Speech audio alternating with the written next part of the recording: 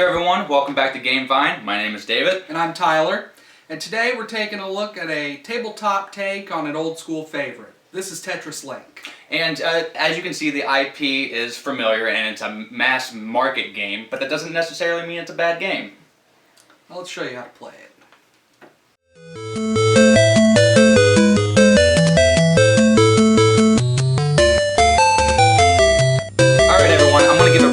On the components in the game. It comes with this nice sturdy, I guess, what would you call it, stand board? I guess. Yeah. So like it's a playing field. And these two little triangle things come off, the little stand, so it fits easier in the box, but it goes together really easy. And then the other components are the simple rule book. It's a few pages, it's nothing special, it just it explains straightforward how to play the game. It also comes with this die that has the Tetris Link logo on the front. That's actually a wild card for the game, which we'll explain to you in a little bit. It also comes with a sticker with each corresponding tetramino. Yeah, I think that's how you say it. I don't know. So according to the rule book, that's the technical term for the shapes in Tetris. Yeah, and speaking of the shapes, these are it. And they're about, what, a few centimeters thick? I mean, these are really sturdy pieces. All in all, this game is durable, wouldn't you say? Yes, this is definitely a game you're not going to be able to break very easily. And they come in 4 colors because you can play up to 4 players. Something I will say right away, since we do have this sitting out in the middle, in order to get the game pieces out at the end of the game, you actually have to take and tip the game over upside down. Mm-hmm. Probably would have been better designed if you would have been able to pull this portion on the bottom out and them all fall out the bottom. That way you don't have to move anything to play another game. I mean, when you botch a move, yeah, it's really hard because then you just have to basically take all the pieces out. So mistakes are pretty crucial in this game. And basically, Tetris Link is like Connect 4 and Tetris put together, wouldn't you say? Yeah, that's a pretty good way to explain it. I couldn't think of any other way to explain it. You just take your pieces, drop them in according to what shape you roll. Okay, and like Tyler said, the starting player will take the dice and roll it here. And it says the youngest player, but we basically roll a dice in this household to find out who does that. And you will place the determining tetramino, or tetramino. We're just gonna say Tetris shape because it's really hard to say. Jeez, oh pizza, yeah it is. And you'll take the corresponding one that you roll here, and of course the Tetris being wild, and you have to place that one. Now, the rule says if you run out of pieces of the certain type, you skip your turn. That doesn't really apply unless you have 2 players. If you have more than 2 players, you normally have enough pieces to play every time you roll the dice. It's one of the rules I like least in this game. So the start player will do that, and let's just say we drop that in.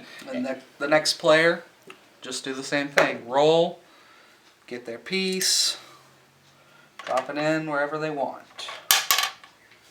And the basic goal of the game is to try to get clusters of your shapes, because that's how you score. In this game, the bubbles, you can barely probably see it here, there's a little circle that indicates each piece, and this is basically what you'll be counting points-wise. So every shape will have a little circle in here, and that's the easy way to count. And as you count, you can see these little bars here, they go up, and this keeps score. Now, the other rule is when you place one of these shapes and you so happen to leave a space, however many spaces you leave, you get -1 point. So you want to be very careful when you're placing it in this game.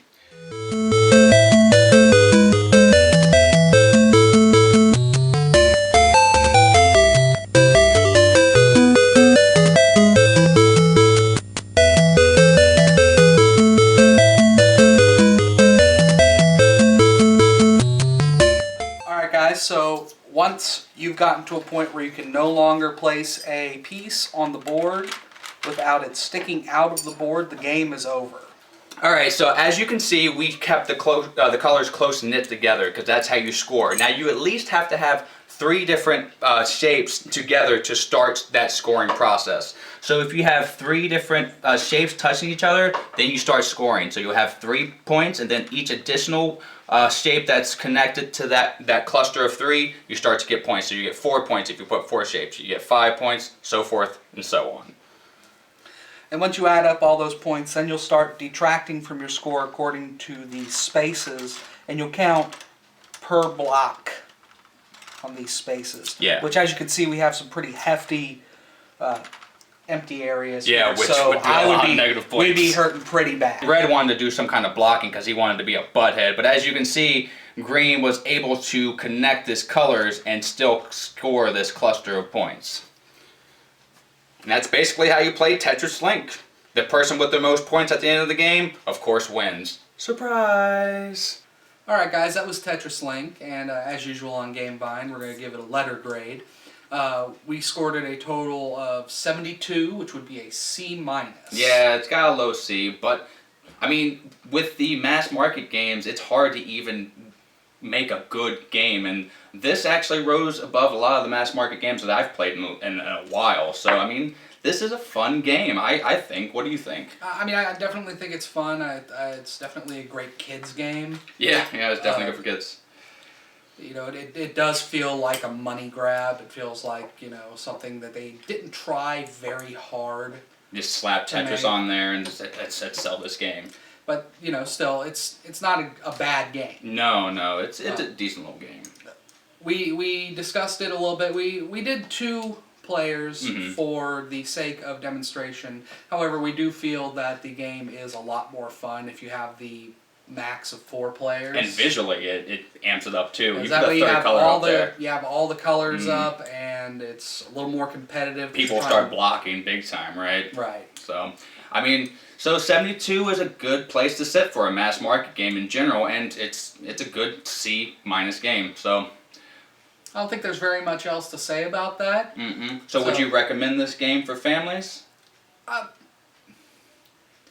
Yeah, I would recommend it. I mean, if you saw it at your local Walmart or whatever big box store you buy it at, I would probably buy it. But now for gamers though, what would you give? Would you give a recommendation for like the gamers game?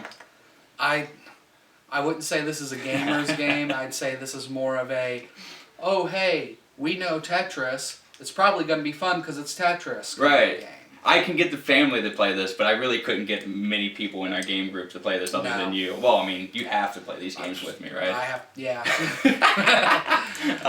But yeah, I mean, that's what it is. We recommend it for families, gamers. It's a good once or twice play, but nothing that's going to stick around for the hardcore gamer. Well, I guess that's about it this time, guys. As always, thanks for watching GameVine. Please like it and subscribe. Be sure to catch us on all our media outlets. And game on. Game on.